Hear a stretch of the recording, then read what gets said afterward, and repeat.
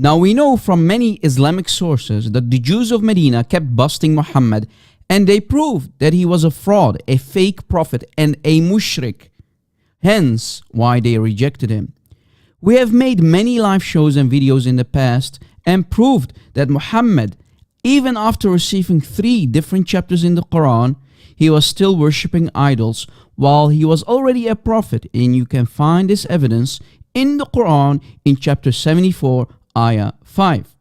If that is not enough, Muhammad was keeping idols even in his house.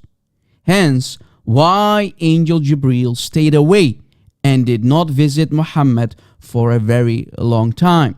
You can find this information in Musnad Abi Hanifa on page 589. Again, Musnad Abi Hanifa on page 589.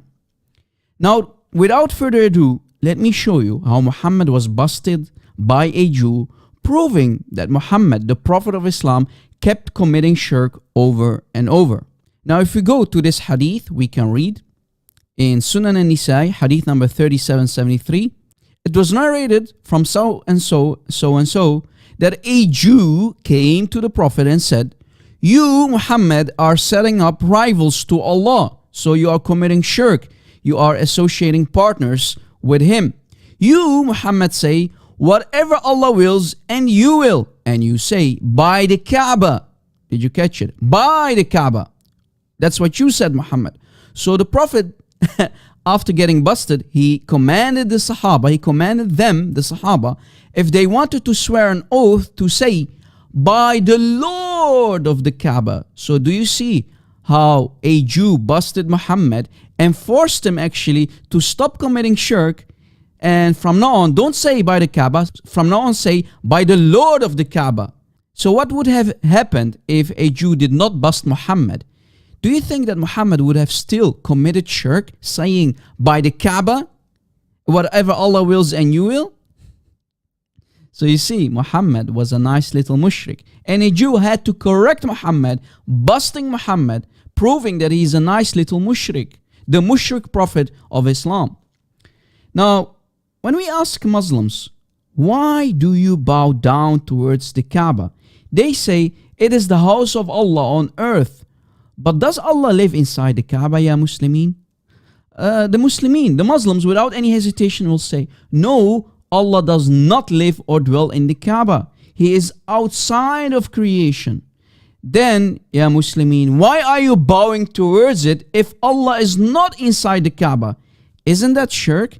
Isn't that idolatry? Shouldn't you not only bow towards God Himself, the creator of the universe? Now, the Muslims are stuck. But some Muslims use the following argument and say, well, what about the Jews? Do they not bow towards the temple? By not answering the question and changing the topic, Muslims create another disaster for themselves, and here is why. The Jews didn't bow towards the temple itself. They bowed down towards God Himself, who used to dwell inside the temple. Did you catch it? The Jews, don't commit shirk like Muhammad and the Muslims today. The Jews bow down towards God Himself, while the Kaaba in Mecca is empty. Wow! What a way to destroy Muhammad and his God and bury him even deeper when you bring such an argument. Muslims, you really need to wake up and stop following a mushrik, a fraud fake prophet who kept committing idolatry by worshipping idols, keeping idols in his house, and worshipping the Kaaba itself. You Muslims still bow down towards the Kaaba in your 5 daily prayers today. That's idolatry. That's shirk. Allah is not inside the Kaaba.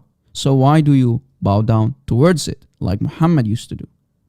And as we showed you, he used to say by the Kaaba, but the Jews corrected him, busted him, and made him change his mind to by the Lord of the Kaaba. Did you catch it? Please wake up, ya Muslimin.